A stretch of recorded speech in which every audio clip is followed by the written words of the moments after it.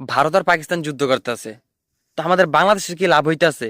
না ভাই, এক বিন্দু লাভ হইতাছে না, বরঞ্চ আমরা ক্ষতির মুখে পড়তেছে। বিশাল বড় এক ক্ষতির অঙ্ক দাঁড়াইবে আমাদের বাংলাদেশের। আপনি এটা লেখা রাখেন হাতে কলমে, এক সপ্তাহ পর হয়তো বা সেটা হইতে পারে।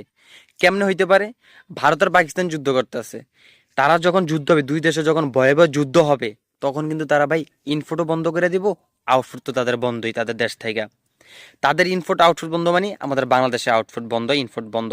কারণ ভারতের অধিকাংশ পণ্য কিন্তু আমরা ভারত থেকে আই না, তারপর আমাদের বাংলাদেশিরা বিজনেস করে, আমরা আবার তাদেরকে দেই। তো আমরা যদি, তারা যদি আউটফুট বন্ধ করে দেয়, আর তারা যদি আউটফুট করে বন্ধ করে দেয়, আমাদের ইনফুট বন্ধ।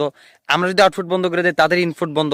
ভারত পাকিস্তান সেম, দুই দেশে তো আমরা মাল পাঠাই, তারাও আমাদেরকে পাঠায়। সো আমরা তাদেরকে দিয়ে চলি, তারা আমাদেরকে দিয়ে চলে।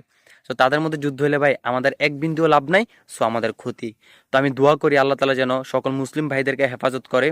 আর যেই ইহুদিরা হচ্ছে মুসলিমের উপরে অ্যাটাক করতেছে, তাদেরকে যেন আল্লাহ তালা হেদায়েত দান করে। যদি হেদায়েত তাদের ভিতরে না থাকে, তাহলে আল্লাহ তালা যেন তাদেরকে ফয়সালা করে দেয়। আমরা যুদ্ধ চাই না, আমরা শান্তি চাই। সবাই পাকিস্তানের জন্য দোয়া করবেন, এবং ভারতীয় যা মুসলিম আছে মুসলিমদের জন্য দোয়া করবেন, এবং হিন্দু ভাইদের জন্য দোয়া করবেন যেন আল্লাহ তালা তাদের ভিতরে একটা রহমত ঢুকিয়ে দেয়, তার জন্য এই যুদ্ধ বন্ধ করে। ধন্যবাদ।